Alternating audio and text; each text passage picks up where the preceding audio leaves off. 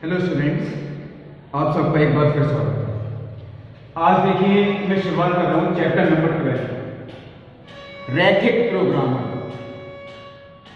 ये चैप्टर देखिए आपने 11वीं क्लास में चैप्टर पढ़ा है रैखिक असमीकरणों का आलेखीय हल, उसी से संबंधित है ये चैप्टर। रैखिक असमीकरणों का आलेखीय हल जैसे आप पढ़ चुके हैं, इस तरीके की जैसे आपको असमीकरण लिखी हुई मिलती थी और फिर आपसे एक बात कहा जाता था इनका आलेखीय हल याद कीजिए, वो आप लोग 11वीं क्लास में पढ़ चुके हैं। उसी से ही संबंधित है रैखिक प्रोग्रामिंग समस्या। मैं चलिए यहां लिख देता हूं रैखिक प्रोग्रामिंग यानी कि लीनियर प्रोग्रामिंग।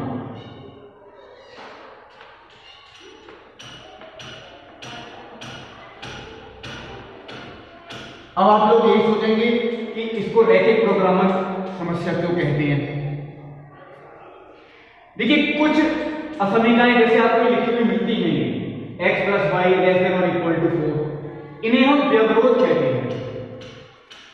यानी x और y के ऐसे मान जो इस असमीकरण को संतुष्ट करते हैं, तो ये जो असमीकरण कहलाती है ये होती है व्यवरोध।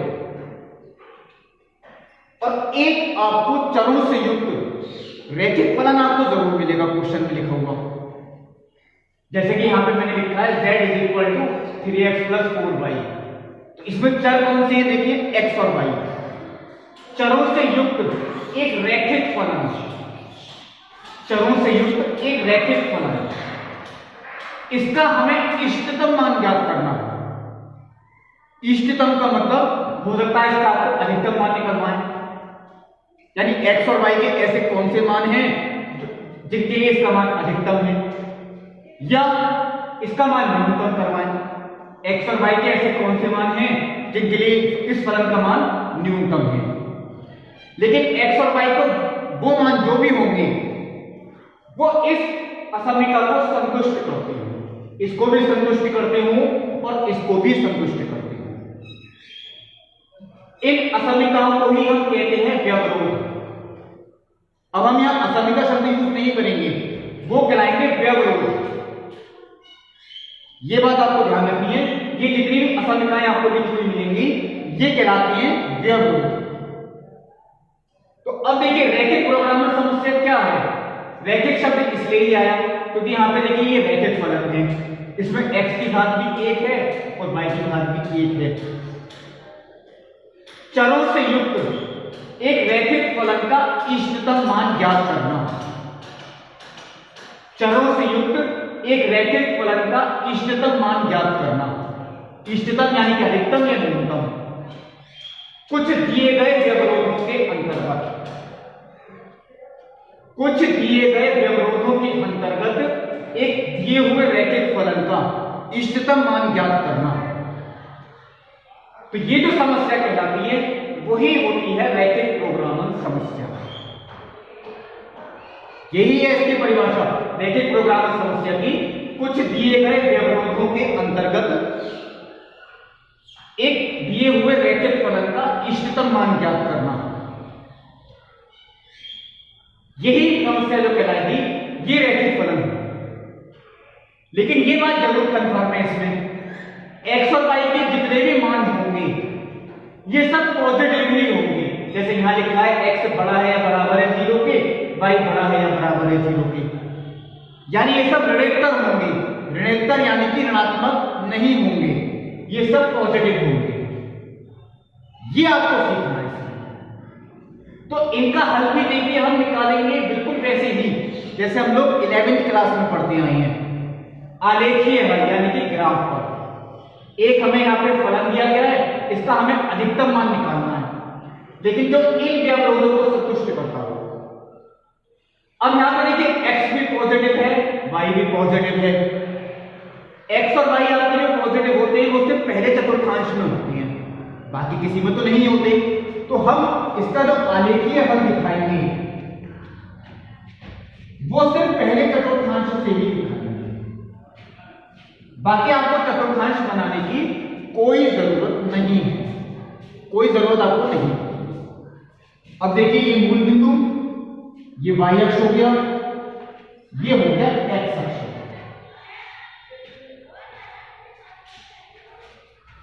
मुझे अगर एक ग्राफ बनाना है तो इनका तो ग्राफ बन गया, क्योंकि x भी पॉजिटिव है और y भी पॉजिटिव है। x इक्वल टू 0 किसकी इक्वेशन है? y अक्ष की। और y इज इक्वल टू 0 किसकी इक्वेशन है?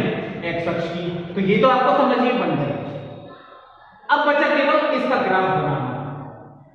तो ग्राफ जब भी हम बनाएंगे इसका, यानी कि आलेख, वो एक सरल रेखा ही बनेगी, क्योंकि यहाँ x की पावर भी 1 है और y की पावर भी कितनी है? 1। जब दोनों चरों की पावर 1 होती है तो हमेशा किसको प्रदर्शित करती है? सरल रेखा को। सरल रेखा का ग्राफ बनाने के लिए आप एक बार ध्यान रखें, जब भी हम ग्राफ बनाएंगे तो हम इस सरल रेखा को बनाएंगे, यानी x plus y equal to 4। Less than का साइन को देखिए, उसका हमें क्षेत्र निकालना है। ऐसे अनंत बिंदु हो सकते हैं जो इस प्रतिबंध को संतुष्ट करें, लेकिन ये जो ग्राफ बनेगा आपको सरल रेखा का, ये सिर्फ इसका बनेगा x plus y equal to 4 का। कैसे बनाते हैं? क्योंकि ग्राफ बनाना तो आप लोग 10th क्लास में भी सीख चुके हैं। किसी भी सरल रेखा का अगर हमें ग्राफ बनाना है तो हमें उसमें केवल 2 बिंदुओं के निर्देशांक चाहिए। कौन से 2 बिंदु होंगे? अगर हम इसमें x का मान 0 रखते हैं, x का मान कितना रखते हैं? 0, तो y का मान कितना आएगा? 4। पहला बिंदु 0,4। और अगर हम इसमें y का मान 0 रख दें तो x का मान कितना आएगा? 4, यानी कि 4। x का मान 0 रखने पर देखिए y अक्ष पर बिंदु निकल के आया 0,4, और y का मान 0 रखने पर x अक्ष पर बिंदु निकल के आया, यानी कि 4। इन दोनों बिंदुओं से होकर जाने वाली रेखा वही इसका समीकरण है। मैं देखिए यहां बिंदु दिखाता हूं। यहां पर आपको देखिए पेपर में ग्राफ पेपर मिलेगा, ग्राफ पेपर आपको मिलेगा पेपर में, ये बात ध्यान रखें। मैं यहां पर जो बना रहा हूं वो इसी तरीके से बना रहा हूं। ये आपको बराबर बराबर डिस्टेंस पे मिलेगी। आप लोग चाहें तो एक ग्राफ पेपर की कॉपी ले सकते हैं इन क्वेश्चंस को सॉल्व करने के लिए, क्योंकि उससे ग्राफ बिल्कुल आपका एक्यूरेट बनेगा। ये डिस्टेंस आपको बिल्कुल बराबर बराबर लेगी, 1 सेंटीमीटर कह सकती हैं। अब देखिए 0,4, तो मैं इसको एक इकाई में मान लेता हूं। ये 1, ये 2, ये 3, ये 4, ये 5। इसको भी मैंने एक इकाई में 1, 2, 3, 4, 5। और पैमाना वही है 1 सेंटीमीटर बराबर 1 मात्रक। चलिए पहला बिंदु कौन सा है? 0,4। 0,4, तो 0, x का मान 0, y का मान कितना है? 4। ये बिंदु हो गया देखिए 0,4, मैंने लिख दिया यहां पर। दूसरा बिंदु कौन सा है? 4,0, x अक्ष पर 4,0, वो देखिए दूसरा बिंदु। इन दोनों बिंदुओं को अगर हम मिला दें तो ये जो रेखा बनी ये इसी का ग्राफ है, यानी कि x प्लस वाई बराबर 4। जिस रेखा का भी हम ग्राफ बना रहे हैं उसकी समीकरण उसके ऊपर जरूर लिखते हैं। ये इसी रेखा का ग्राफ है। अब आप लोग ये सोचेंगे कि ऐसा कौन सा क्षेत्र है जो इस प्रतिबंध को संतुष्ट करता हो, क्योंकि इस रेखा के देखिए 2 क्षेत्र हुए, एक इधर का क्षेत्र हुआ और एक इधर का क्षेत्र हुआ। इधर का भी हो सकता है जो इसको संतुष्ट करे और इधर का भी हो सकता है। वो चेक करने के लिए जो आपको समीकरण दी गई है इसमें आप मूल बिंदु रख के देखें। मैं यहां पर देखिए लिख के दिखा रहा हूं x plus y less than और इक्वल टू 4। मूल बिंदु यानी कि 0,0 रखने पर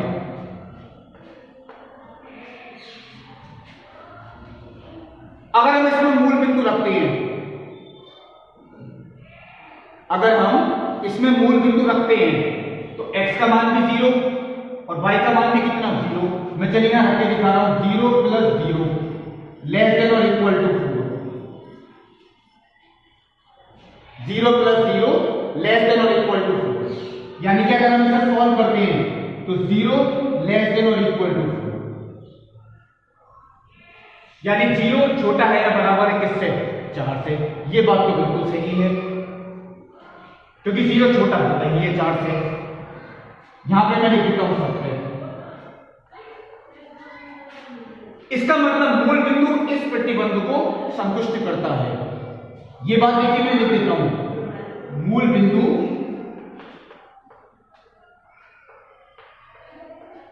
इस असमीका को संतुष्ट करता है।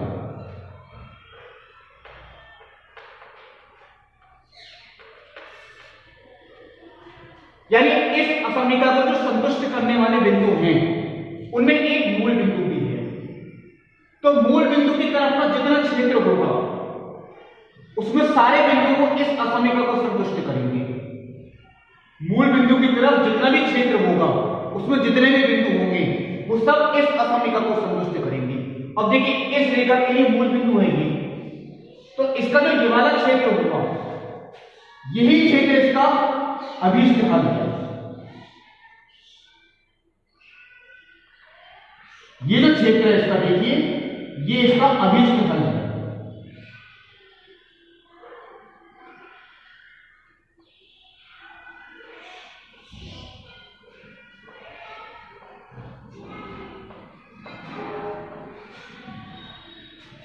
इस क्षेत्र में जितने भी बिंदु होंगे वो सब इस असमीका को संतुष्ट करेंगे।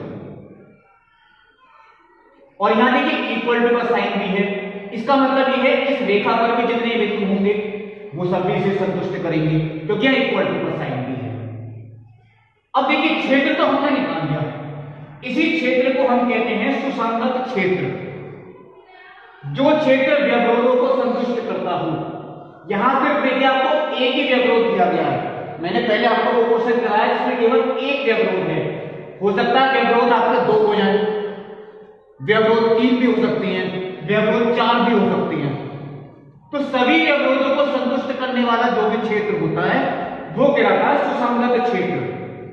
ये आपको यहां पर सुसंगत क्षेत्र है। मैं यहां पर देखिए एरो लगाकर लिख भी देता हूं, इस क्षेत्र को हम कहेंगे सुसंगत क्षेत्र।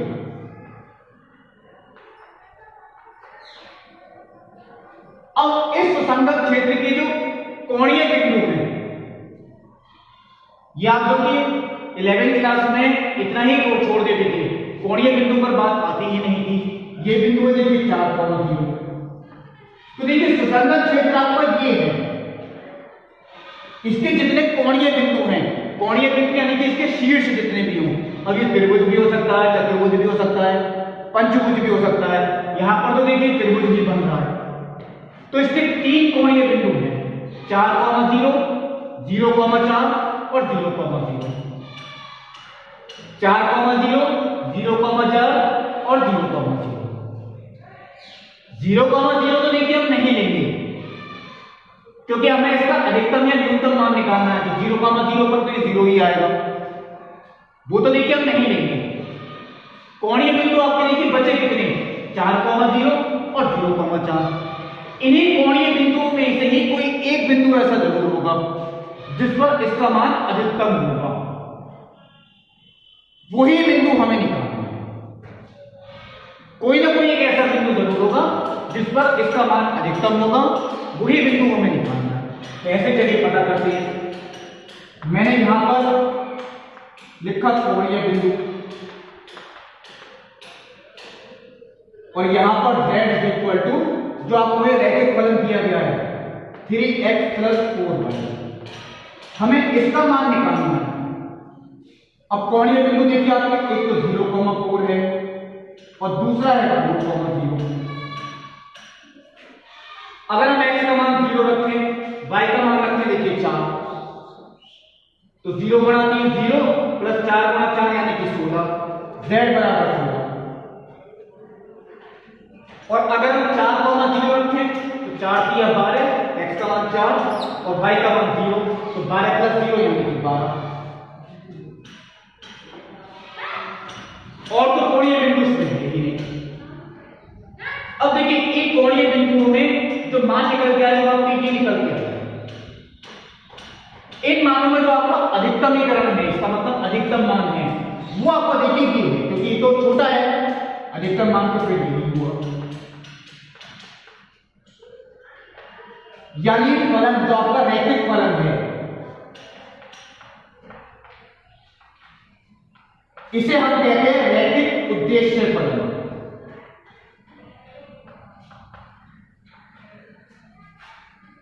क्योंकि ये हमारा उद्देश्य है इसका अधिकतम मान निकालना, इसलिए इस रैखिक फलन को जो कहते हैं वो रैखिक उद्देश्य फलन कहते हैं। रैखिक उद्देश्य फलन z का अधिकतम मान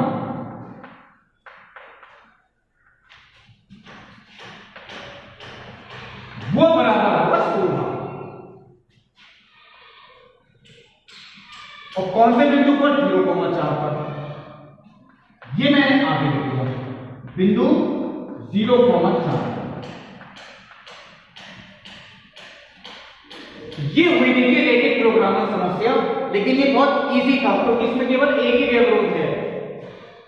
अब जो मैं आगे क्वेश्चन आपको कराऊंगा वो देखिए शायद इस पर 2 व्यवरोध होंगे।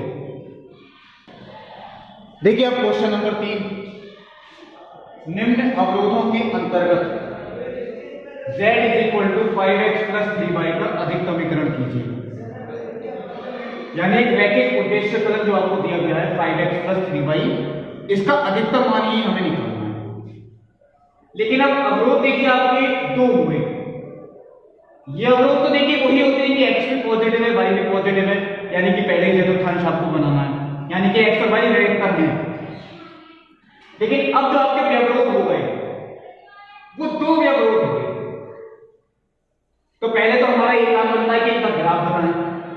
तो ग्राफ बनाने के लिए देखिए जो ग्राफ आप बनाएंगे, मैंने आपको पिछले क्वेश्चन में भी ये बात बताई थी, 3x + 5y = 15। ग्राफ आपको इस तरह बनाना है और इधर भी ग्राफ आप बनाएंगे तो 5x + 2y = 10। चलिए देखते हैं इसमें 2 बिंदु अगर निकालते हैं तो वो कौन कौन से हैं। किसी भी सरल रेखा का ग्राफ बनाने के लिए आपको सिर्फ और सिर्फ उस पर 2 बिंदु निकालने हैं। एक तो x अक्ष पर होना चाहिए और दूसरा वो y अक्ष पर होना चाहिए। बिंदु वैसे आप और भी निकाल सकते हैं, ये बात ध्यान रखें, लेकिन x अक्ष पर y अक्ष पर निकालना फिर उनकी स्थिति ज्यादा क्लियर होती है, इसलिए हम x अक्ष और y अक्ष पर निकालते हैं, क्योंकि x अक्ष की स्थिति भी क्लियर है, y अक्ष की स्थिति भी क्लियर है। अब देखिए पहले यहां पे अगर हम x का मान 0 रखते हैं तो ये तो 0 ही हो गया, तो 5y = 15, y = 3। और अगर हम y का मान 0 रखते हैं तो ये 0 हो गया, 3x = 15, x = 5। पहला बिंदु 0,3, चलिए ये लगाते हैं पहले 0,3, और दूसरा बिंदु 5,0, वो हो गया देखिए एक y अक्ष पर बिंदु और एक x अक्ष पर। अगर हम दोनों को मिला दें, ये देखिए इस सरल रेखा का ग्राफ है, 3x + 5y = 15। चलिए इसके समीकरण भी मैं यहां लिख देता हूं, 3x + 5y = 15। अब आते हैं दूसरी रेखा पर। अगर हम इसमें x का मान 0 रखते हैं तो 2y = 10, y = 5। और अगर हम इसमें y का मान 0 रखते हैं तो 5x = 10, x = 2। 0,5 ये बिंदु हुआ, 2,0 ये बिंदु हुआ। दोनों को अगर हम मिला दें, ये इस रेखा का ग्राफ है, 5x + 2y = 10। चलिए वो मैं यहां लिख देता हूं, 5x + 2y = 10। इस रेखा का ग्राफ और इस वाली रेखा का। अब ऐसा सुसंगत क्षेत्र जो इसे भी संतुष्ट करता हो और इसे भी संतुष्ट करता हो, कैसे पता लगाएं? जैसे आप लोग 11th क्लास में करते थे, चलिए फिर भी एक बार बताता हूं। हम इसमें मूल बिंदु रख के देखते हैं। मैं यहां पे दोबारा कॉपी करता हूं, 3x + 5y लेस देन और इक्वल टू 15। मूल बिंदु रखने पर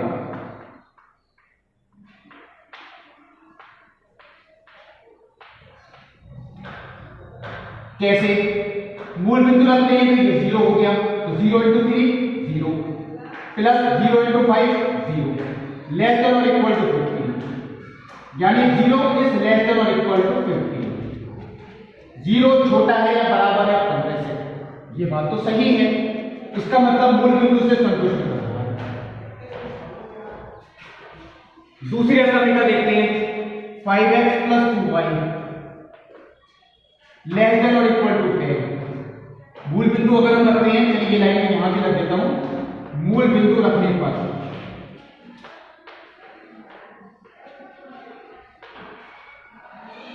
0 × 5 0 0 × 2 0 लेस देन और इक्वल टू 10, यानी 0 इज लेस देन और इक्वल टू 10।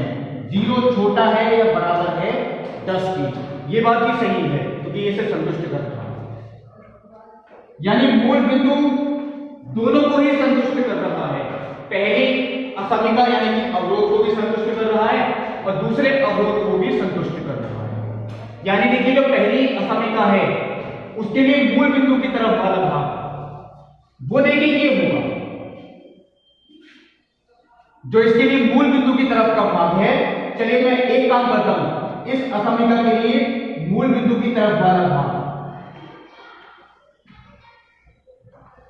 वो देखिए ये हुआ।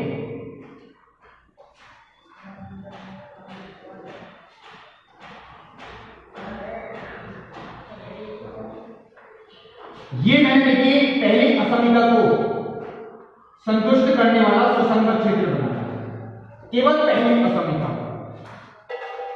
अब दूसरी असमिका को भी देखिए मूल बिंदु संतुष्ट कर रहा है, तो दूसरी असमिका यानी कि ये, इसके लिए मूल बिंदु इधर की तरफ हुआ। चलिए उसके लिए मैंने ये बात बना दी।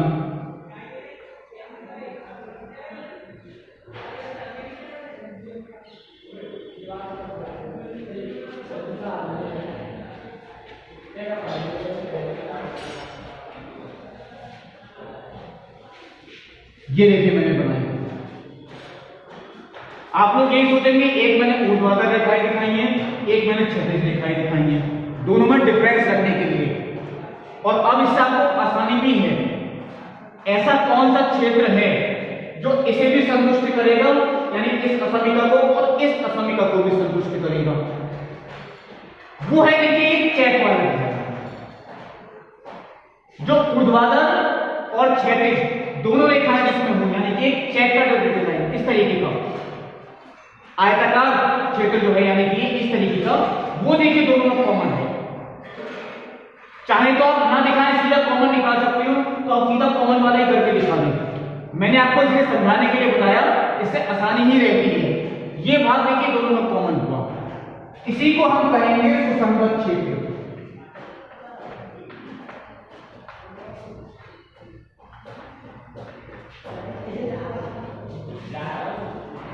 अब ये इस तरह जो क्षेत्र है, ये देखिए चतुर्भुज है क्योंकि इसकी 4 भुजाएं हैं। 2 अवरोध थे, चतुर्भुज बन गया। 3 अवरोध होंगे तो पंचभुज बनेगा। चलिए देखते हैं। ये तो खैर मैंने लिखा, इस समय इसके चतुर्भुज के जो कोणीय बिंदु होंगे यानी कि शीर्ष, वो टोटल होंगे 4। ये वाला बिंदु, एक देखिए ये वाला बिंदु हुआ, एक ये वाला बिंदु और एक मूल बिंदु। अब मूल बिंदु देखिए हम नहीं लेंगे क्योंकि मूल बिंदु का इसका अधिकतम मान तो नहीं होगा कुछ भी। इन तीनों बिंदुओं में से ही कोई ना कोई एक बिंदु ऐसा है जिस पर इसका मान अधिकतम होगा। पहला बिंदु देखिए मैं लिख देता हूं 0,3 है, वो मैंने यहां लिख दिया 0,3। दूसरा बिंदु देखिए ये है यानी कि 2,0। तीसरा बिंदु ये है, ये तो हमें नहीं पता कौन सा है, लेकिन ये हम निकाल सकते हैं। ये इन दोनों रेखाओं का प्रतिच्छेद बिंदु है।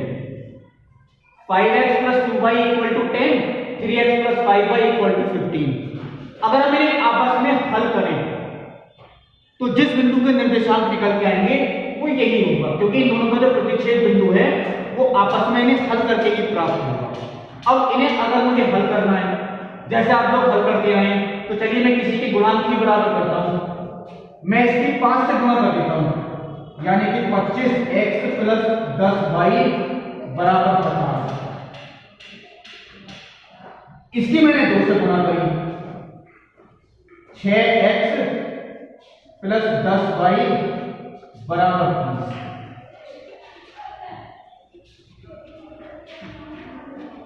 ये मैंने कर दिया। देखिए इसकी 5 से गुणा इसलिए की आप लोग जैसे हल करते आए हैं। इन्हें अगर मैं घटाता हूं, ये चीज तो देखिए कैंसिल हो गई। 19x बराबर 20, x बराबर 20/19। ये मान ऐसा आ सकता है, ऐसा नहीं है कि इसमें कोई गलती है। 5x plus 2y equal to 10, 3x plus 5y equal to 15। इन्हें आपस में अगर हम हल करते हैं, x का यही मान निकल के आएगा। तो चलिए चेक भी कर लेंगे। x का मान कितना आया? 20/19। अब मैं अगर किसी भी समीकरण में x का मान रख दूं, चाहे वो इसमें चाहे इसमें, तो y का मान भी निकल के आएगा। y इज इक्वल टू, चलिए ऐसे निकाल देते हैं, 20/19 60/19, 15 माइनस 60/19, 15 माइनस 60/19, यानी कि 285 माइनस के 60, 225/19, y बराबर 45/19। अब ये बातें ठीक है, चलिए चेक करके देखते हैं। 100/19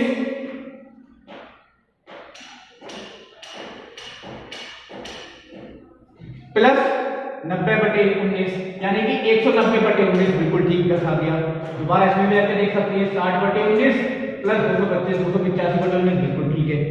ऐसे मान हो सकते हैं, इसमें कोई डाउट वाली बात नहीं है। यानी 20/19 45/19 ये इस प्रतिच्छेद बिंदु के निर्देशांक हैं। मैं यहां लिख देता हूं 20/19 45/19। तो यानी जो कोणीय बिंदु हैं, मैं यहां पे एक बार लिख देता हूं, सुसंगत क्षेत्र। मैंने देखिए पिछले क्वेश्चन में शायद ये लाइन नहीं लिखी होगी, आपको लिखनी जरूरी है। सुसंगत क्षेत्र के कोणीय बिंदु कौन कौन से हुए? 0,3, 2,0 व 20/19 45/19।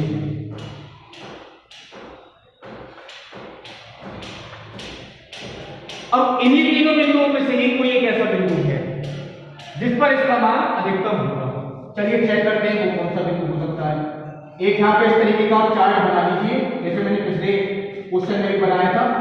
एक तरफ आप देखें कोणीय बिंदु और दूसरी तरफ फलन, यानी कि 5x प्लस 3y। कोणीय बिंदु कौन कौन से हैं? 0,3, 2,0 और 20/19, 45/19। चलिए x का मान 0, y का मान 3, 3 किया 9, x का मान 2, y का मान 0, 10 हो गया। और अगर हम ये देखें 20/19 तो 100/19, 100/19 और ये 45/19, यानी कि 135/19। तो 100/19 प्लस 135/19 235/19। ये तो देखिए कैंसिल नहीं होंगे 19 से, ये मुझे इतना ही छोड़ना पड़ेगा, क्योंकि 19 से पूरा पूरा घटेगा ही नहीं। 19 का 19 12 पॉइंट समथिंग आएगा। अब देखिए इसमें जो अधिकतम मान है यही है 12 पॉइंट समथिंग, क्योंकि तो 9 है 10 है, ये आपका अधिकतम है।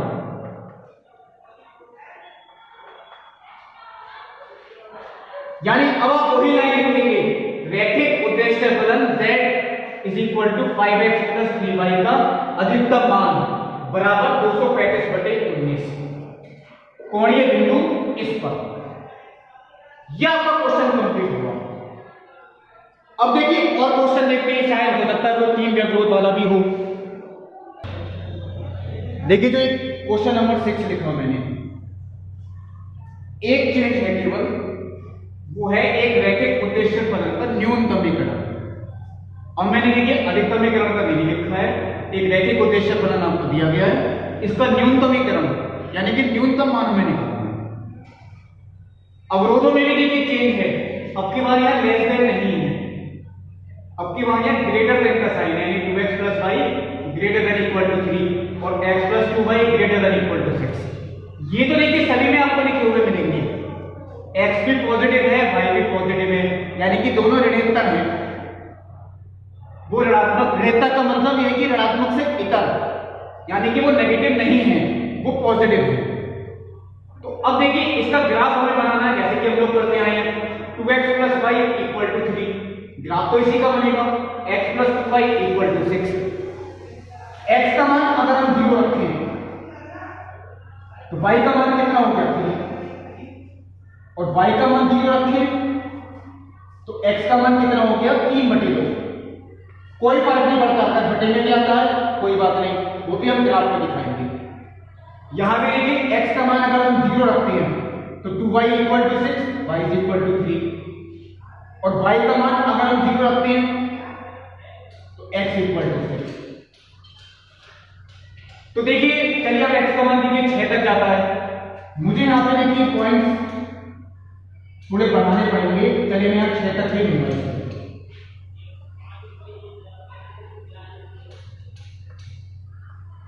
ये देखिए y के मान तो देखिए मैक्सिमम 3 तक ही है, चलिए y के मान 3 तक हैं, फिर भी मैं ज्यादा ही लूंगा।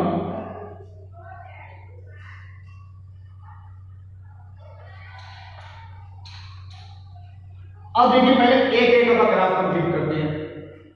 0,3 वो ये वाला बिंदु, और 3/2, 0 तो 3/2 का मतलब देखिए 1.5 वो यहां होगा, 1 और 2 के ठीक बीच में। इन दोनों को हमने मिलाया, 2x + y = 3, वो देखिए ये हुआ।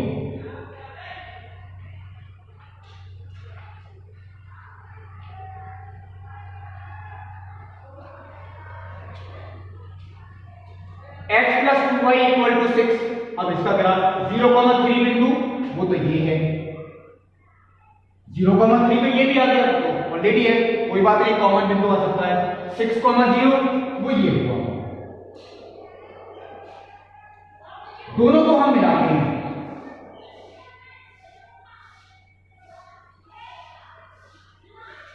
यानी कि ग्राफ जो बना वो इस वाली रेखा का बना, x + 2y = 6। अब आता है देखिए इसका सुसंगत क्षेत्र निकालना, वो आपको तभी पता लगेगा जब हम इसको मूल बिंदु रख के देखें। चलिए कैसे मूल बिंदु हम रखते हैं, x का मान भी 0 रखा, y का मान भी 0 रखा, तो 0 × 2 0 ही हो गया, 0 + 0 यानी कि 0 ही आता है। 0 > 3, यानी 0 बड़ा है 3 से, ये बात तो गलत है, 0 बड़ा है 3 से, ये बात गलत हुई, यानी कि असत्य। इसका मतलब मूल बिंदु से संतुष्ट नहीं करता। ये बात मैं लिख के नहीं दिखा रहा, आप लिख के दिखा सकते हैं, मूल बिंदु संतुष्ट नहीं करता है, यानी इस असमीका के ये जो भाग होगा वो मूल बिंदु को संतुष्ट नहीं करने वाला भाग। देखिए इस असमीका का चित्र जो बना हुआ है वो ये बना हुआ है, अगर मैं ये भाग ले लूं उसमें तो फिर मूल बिंदु आ जाएगा, तो मूल बिंदु के दूसरी तरफ वाला भाग, मूल बिंदु के दूसरी तरफ वाला भाग वो हमें लेना है, वो इस असमीका को संतुष्ट करेगा, यानी कि वो इधर वाले भाग की बात करते हैं, जो भाग की बात करते हैं वो इधर वाले भाग की बात कर रहे हैं। चलिए मैं यहां पर इस तरीके से दिखा देता हूं,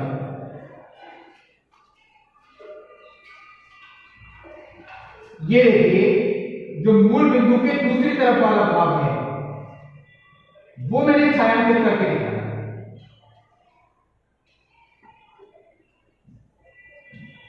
चलिए अब इस वाले पे आते हैं, अगर हम इसमें मूल बिंदु रख दें तो x का मान भी 0 रखा, y का मान भी 0, 0 × 2 0 > 6, 0 > 6,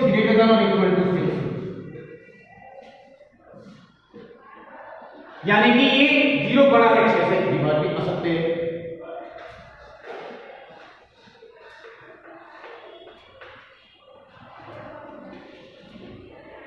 इसका मतलब मूल बिंदु इसे भी संतुष्ट नहीं करता, और मूल बिंदु अगर इसे संतुष्ट नहीं करता है तो इसका मतलब इसके लिए भी जो क्षेत्र होगा वो मूल बिंदु के दूसरी तरफ वाला, यानी कि मूल बिंदु को संतुष्ट नहीं करने वाला।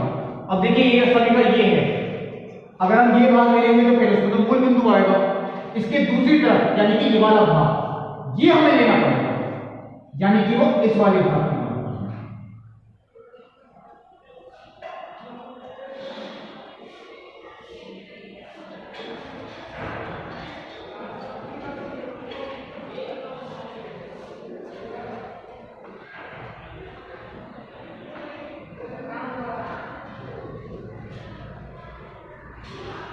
ये हुआ देखिए, तो अब तो देखिए आपको क्लियर पता लग गया कि इसमें कॉमन भाग कौन सा है। कॉमन भाग तो फिर यही होगा, यहां पे मैंने दिखाया नहीं है, देखिए ये सब है, ये कॉमन भाग ही है, ये जितना भी देखिए दिखाया मैंने, जो कि आपको देखिए आयताकार छोटे छोटे आयतों से प्रदर्शित होता है, ये सब ये कॉमन भाग, यानी कि ये हुआ आपका सुसंगत क्षेत्र, ये मैं यहां लिखता हूं सुसंगत क्षेत्र। अब देखिए इस सुसंगत क्षेत्र में सिर्फ 2 ही कोणीय बिंदु हैं, एक तो 0,3 और एक 6,0, बाकी तो कोई बिंदु है ही नहीं। तो इन्हीं दोनों कोणीय बिंदु मैं यहां पे लिख के देता हूं, या आप लोग लिख दीजिएगा, सुसंगत क्षेत्र के कोणीय बिंदु 0,3 तथा 6,0 है। अब देखिए हमें वही चार्ट बनाकर ये चेक करना है कि रैखिक उद्देश्य फलन का न्यूनतम मान इन्हीं दोनों में से कोई बिंदु होगा, कोणीय बिंदु और z x + 2y। कोणीय बिंदु कौन से हैं? एक तो 0,3 और एक 6,0। अगर कोणीय बिंदु 0,3 है यानी x का मान 0 y का मान 3, तो 0 + 6 ये 6 हो गया, और अगर 6,0 है तो x का मान 6 y का मान 0 ये भी 6 हो गया। अब ये तो बराबर ही है, यानी अगर मैं ये बात कहूं कि हमें क्या करना है, न्यूनतम समीकरण इन दोनों में न्यूनतम कौन सा है, तो आप इसे भी कहेंगे न्यूनतम और इसे भी कहेंगे न्यूनतम। अब ऐसे क्या होगा, इस स्थिति में क्या होगा, बुक में देखिए एक लाइन नीचे भी दी है, मैंने इसलिए आपको ये क्वेश्चन करवाया है, दिखाइए कि z का न्यूनतम मान 2 बिंदुओं से अधिक बिंदुओं पर घटित होता है। मैं बताता हूं उसका रीजन क्या है। अगर किसी स्थिति में आपको लगे कि ये मान आपके रिपीट हो रहे हैं, तो वही न्यूनतम है या वही अधिकतम है, जैसे इस स्थिति में यहां पर ये दोनों न्यूनतम है क्योंकि ये भी 6 है और ये भी 6 है। ये कौन से बिंदु पर है, 0,3 पर, और ये कौन से बिंदु पर है, 6,0 पर। तो इन दोनों बिंदुओं से होकर जाने वाली रेखा यानी कि ये रेखा,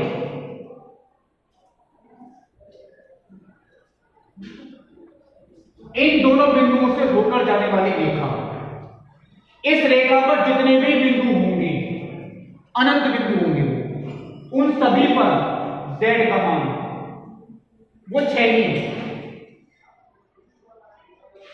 उन सभी पर z का मान 6 ही होगा। अनंत बिंदु होंगे, इसका मतलब न्यूनतम मान इन्हीं दोनों पर घटित नहीं होता, 2 से ज्यादा पर घटित हो सकता है, और वो उन सभी बिंदुओं पर घटित होगा जो इस रेखा पर स्थित होंगे। ऐसे अनंत बिंदु हैं। ये केवल उसी स्थिति में होगा जब आपके ये मान आपको लगे रिपीट हो रहे हैं, न्यूनतम है लेकिन वो ये भी न्यूनतम है और ये भी न्यूनतम है, ऐसा 2 बार हो गया। इसका मतलब अब मैं आपको लाइन लिख के दिखाता हूं, z = x + 2y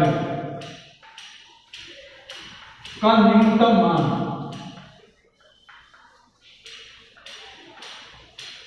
बराबर 6। कौन से कोणीय बिंदु पर हम लिखते थे अभी तक, अब यहां क्या लिख के दिखाएंगे, बिंदुओं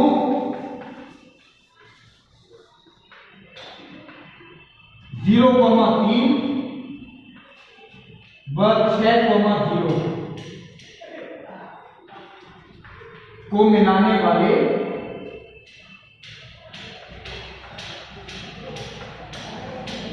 रेखाखंड के सभी बिंदुओं पर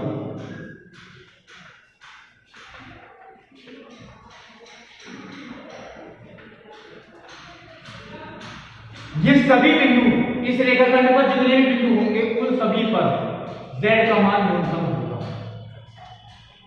ये इसी स्थिति में होगा, बाकी किसी स्थिति में ऐसा नहीं।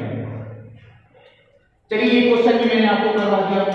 अब देखिए मैं बुक में एक बार चेक कर लेता हूं, कोई क्वेश्चन ज्यादा अवरोधों का तो नहीं कि आपको शायद इससे ज्यादा अवरोध दे रखे हो, तब उस स्थिति में क्या करेंगे। चलिए मैं आपको एक क्वेश्चन और बताता हूं, वो क्वेश्चन नंबर 8 है। देखिए जो क्वेश्चन नंबर 8 मैंने लिखा, निम्न अवरोधों के अंतर्गत रैखिक उद्देश्य फलन z = x + 2y का न्यूनतमीकरण व अधिकतमीकरण, हमें यहां दोनों ही निकालनी है। इसका न्यूनतम मान कौन से बिंदु पर होगा और अधिकतम मान कौन से बिंदु पर होगा।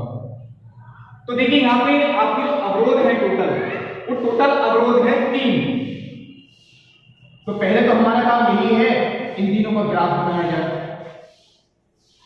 x का मान अगर हम 0 रखते हैं तो 2y = 100, y का मान 50 आएगा, और y का मान 0 रखते हैं तो x का मान कितना आएगा 100। अब देखिए यहां इतनी बड़ी संख्याएं हैं, तो आप ये काम करें, ये जो आपको ग्राफ पेपर मिलेगा ये 1-1 सेंटीमीटर को या तो आप 50 मान सकती हैं, 25 मान सकती हैं, 20 मान सकती हैं, ये आपके ऊपर डिपेंड करेगा। ग्राफ पेपर देखिए काफी बड़ा होता है, ये आपका ग्राफ ज्यादा छोटा भी नहीं बने ज्यादा बड़ा भी नहीं बने, उस पेपर पे आ जाए। ये आपको डिस्टेंस कितनी लेनी है, चलिए यहां भी बिंदु निकालते हैं। पहले चलिए मैं यहां निकालता हूं, x का मान 0 रखा तो y का मान कितना आ गया 200, और y का मान 0 रखा तो x का मान कितना आ गया 100। तो हम 50 का डिफरेंस भी ले सकते हैं, 40 का भी ले सकते हैं, 20 का भी ले सकते हैं। वैसे आपके ये 20 का डिफरेंस बिल्कुल ठीक होगा, ग्राफ पेपर जब बड़ा होता है काफी, उसमें 20 का डिफरेंस पे ठीक बनेगा ग्राफ। अब देखिए ये वाले बिंदु पे आते हैं, अगर हम इसमें x का मान 0 रखते हैं तो y का मान 0 ही आएगा। अब क्या करें, क्योंकि यहाँ x का मान 0 था तो y का मान 0 आ गया, अब दोबारा y का 0 रख नहीं सकते, तो फिर x = 0 आ जाएगा। ऐसी समीकरणों में जहां पे नियतांक 0 होता है उसकी पहचान है कि वो मूल बिंदु से होकर जाती है। तो एक तो हमने निकाल लिया मूल बिंदु, एक बिंदु हम अपनी तरफ से निकालेंगे। अब कोई मान रखकर, मान लीजिए मैं यहां y का मान 100 रख देता हूं, तो 2x - 100 = 0, 2x = 100, x = 50। ऐसे समीकरणों में जहां नियतांक 0 है, एक आपका मूल बिंदु आएगा, दूसरा बिंदु जो आएगा वो आपको अपनी तरफ से निकालना पड़ेगा। अब देखिए हम ग्राफ को बनाते हैं, इसको 0,50 मैं चलिए यहां लिख देता हूं, इसको मैंने 50-50 के डिफरेंस में ही लिया।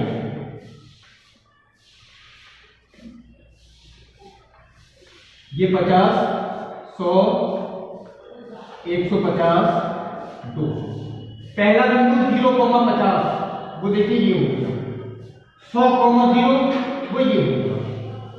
इन दोनों को हमने मिला दिया, ये इस वाले समीकरण का ग्राफ होगा x + 2y = 100। मैं यहां लिख देता हूं x + 2y = 100। पहले का ग्राफ कंप्लीट हो गया। अब आते चलिए पहले मैं इसका बना लेता हूं, 0,200 ये हो गया, 100,0 वो पहले से ही बना हुआ है। इन दोनों को अगर हम मिला दें ये हो गया 2x + y = 200 का, यानी कि 2x + y = 200।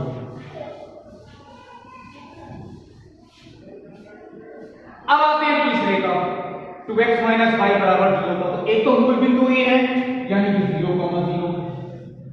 ये बिंदु कहां आएगा, यानी कि 50,100, 50,100 देखिए 50,100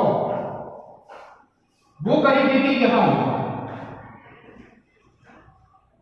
ये है बिंदु देखिए वो 50, x का मान 50 और y का मान कितना 100, क्योंकि किसी ना x अक्ष पे ना ही y अक्ष पे है, ये बिंदु तो हमें लगाना है। x का मान 50, y का मान कितना 100, वो देखिए ये बिंदु और एक है मूल बिंदु, इन दोनों को मिलाते हुए हमने आगे बढ़ा, ये इस वाली रेखा का ग्राफ हुआ, यानी कि 2x माइनस 3y बराबर 0।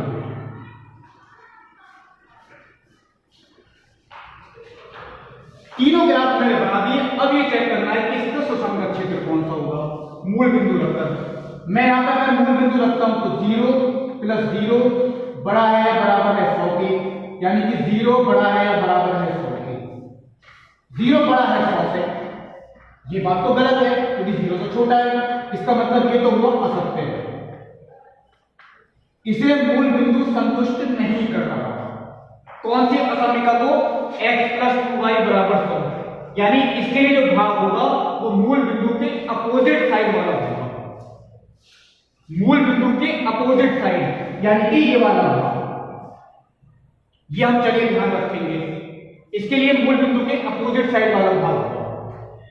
अब क्या है ध्यान रख के देखते हैं पहले, 0 प्लस 0 छोटा है बराबर है 200 के, यानी 0 छोटा है बराबर है 200 के, ये बात समझते हैं क्योंकि 0 छोटा होता है 200 से, इसे मूल बिंदु संतुष्ट कर रहा है, तो इसके लिए भाग तो होगा वो मूल बिंदु की तरफ वाला होगा, यानी कि इधर की तरफ। देखिए इस वाली असमीका के लिए ये वाला भाग था और इस वाली असमीका के लिए ये वाला भाग है, तो दोनों में जो कॉमन है अभी तक तो वो ये वाला तक हो जा रहा है। हम लोग चाहें तो ऐसे भी कर सकते हैं, बिना कुछ किए अपने आप दिमाग में रखें कि इसके लिए ये वाला भाग है और इस वाली असमीका के लिए ये वाला भाग है, तो दोनों में जो कॉमन हुआ वो तो फिर अभी यही हुआ। अब केवल भाग बचा इस वाली रेखा है कि इसके इधर का भाग है या इसके इधर का भाग है, ये हमें चेक करना है, तब क्लियर हो जाएगा। इसी त्रिभुज के अंदर इस वाली रेखा पर डिपेंड है कि इधर का भाग होगा या इधर का भाग होगा, वो कैसे करें। अब ये खुद मूल बिंदु से जाती है तो हम इसमें मूल बिंदु रख के नहीं देखेंगे क्योंकि ये तो खुद मूल बिंदु से होकर जा रही है, तो ऐसी असमीकाओं में मूल बिंदु आपको नहीं रखना है, कोई बिंदु अपनी तरफ से रखना है और वो ऐसा बिंदु हो या तो वो x अक्ष पे हो, आसानी रहेगी उससे, या वो y अक्ष पे हो, जैसे कि 50,0, 0,50, 100,0, 0,100, कोई भी एक रख सकते हैं आप। मैं चलिए 50,0 रख के देख देता हूं, बिंदु 50,0 रख देता हूं, यानी x का मान मुझे 50 रखना है, तो 50 दूनी 100 माइनस y का मान रखना है देखिए 0, यानी कि 100 छोटा है या बराबर है 0 से, 100 छोटा है 0 से, ये बात तो असत्य है, इसका मतलब ये बिंदु से संतुष्ट नहीं कर रहा, यानी इस रेखा के लिए ये बिंदु संतुष्ट नहीं कर रहा 50,0, तो इधर के जितने भी बिंदु होंगे क्योंकि 50,0 भी इधर भी है, वो कोई भी संतुष्ट नहीं करेगा, ऊपर के जितने होंगे वो सब संतुष्ट कर जाएंगे। आप रख के देखें 0,50 रख के देखें, 0,50 तो माइनस के 50 छोटा है 0 से, बिल्कुल ठीक है, ये ऊपर यानी जितने इधर के जितने भी बिंदु हैं वो सब संतुष्ट करेंगे, इधर का एक भी नहीं करेगा, तो इसका मतलब क्या हुआ, इस त्रिभुज के अंदर, क्योंकि ये त्रिभुज तो देखिए इन दोनों असमीकाओं से आ गया, इस वाली रेखा के इधर का भाग, यानी ये जो क्षेत्र हुआ ये आपका सुसंगत क्षेत्र हुआ।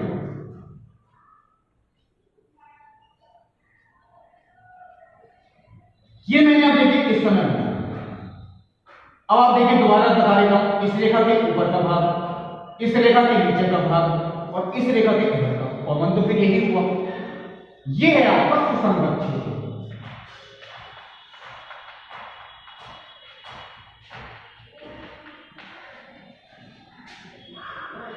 अब इसमें जो कोणीय बिंदु हैं आपके, मूल बिंदु तो इसमें है ही नहीं, तो हमें चारों ही बिंदु चाहिए। तो ये तो देखिए पता है 0,50, ये भी पता है 0,200, हमें ये वाले बिंदु नहीं पता। देखिए ये भी पता है, ये भी पता है, लेकिन ये दोनों नहीं पता, तो हम इन्हीं दोनों को निकालने की कोशिश करते हैं। पहले देखिए ये वाला बिंदु, ये वाला जो बिंदु है ये प्रतिच्छेद बिंदु है इस असमिका और इस असमिका का। दो असमिकाएं कौन कौन सी? 2x माइनस वाई बराबर 0 और x प्लस 2y बराबर 100। इन्हें हमें हल करना है, और इन्हें अगर हम हल करते हैं तो देखिए हल करना आप लोग जानते हैं, या तो मैं फिर पूरा हल करके दिखाऊं, इससे इतनी प्रॉब्लम नहीं है, ये तो बहुत आसान है। चलिए मैं वैसे ही हल कर देता हूं। y का मान 2x इसमें रख दिया, तो 5x बराबर 100, x का मान 20 आ गया, x का मान 20 है तो y का मान 40 आ गया। 20,40 रख के देख सकते हैं, 20,40 100, 20,40 0 आ रहा है, यानी ये मैं सीधा ही लिख देता हूं, ये वाला बिंदु आपका आ गया 20,40। कोई टफ नहीं था, आप अलग हल करके दिखा दें। और अब आता है एक ये वाला बिंदु, ये कौन सा है? ये भी प्रतिच्छेद बिंदु है इस रेखा का और इस रेखा का। ये रेखा कौन सी है? 2x माइनस वाई बराबर 0 और ये 2x प्लस वाई बराबर 200। तो इन्हें अगर हम हल करते हैं तो y का मान सीधा 2x ही रख देंगे, 4x बराबर 200, x का मान 50 आ गया, और x का मान 50 है तो y का मान कितना हो गया? ये भी निकल आया। आप लोग अलग ही हल करके दिखाएं। अब मैं यहां पे देख के दिखाता हूं, सुसंगत क्षेत्र के कोणीय बिंदु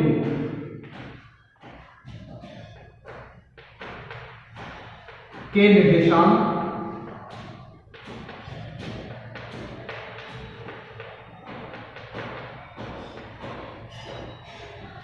कौन कौन सी हैं? 0,50 क्योंकि देखिए ये वाला बिंदु था, 0,200,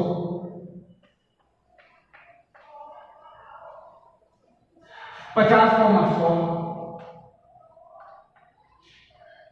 व 20,40 है।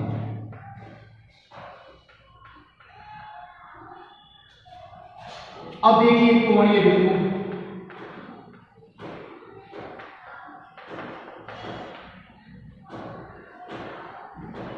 और ये z is equal to x plus 2y। कोणीय बिंदु कौन कौन से हैं? एक तो 0,50 और एक 0,200 और एक 50,100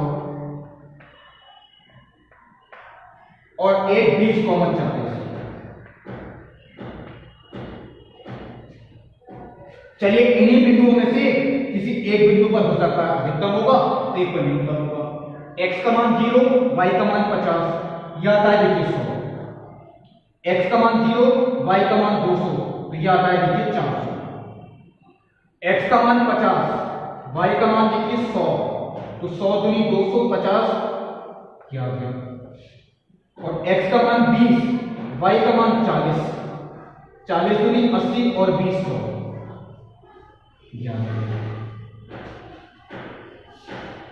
अब इसमें जो अधिकतम मान है वो तो देखिए क्लियर हो गया।